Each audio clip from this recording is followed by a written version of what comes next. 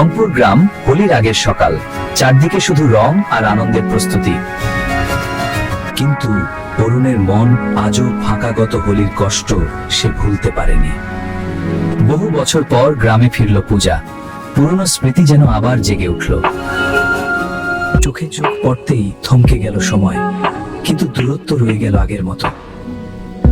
কিছু মানুষ হোলিকে আনন্দ নয়, উচ্ছৃঙ্খলতা ভাবে।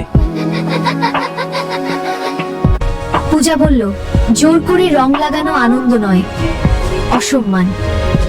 হোলির দিন চারদিকে রঙের ঝড়।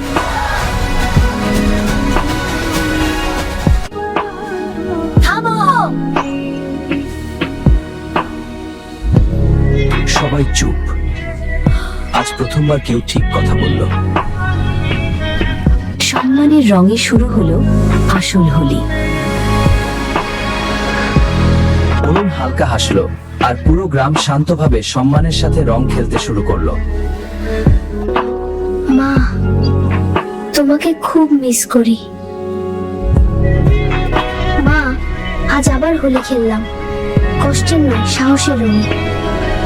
হোলি শুধু রং নয়, সাহস আর সম্মানের নাম।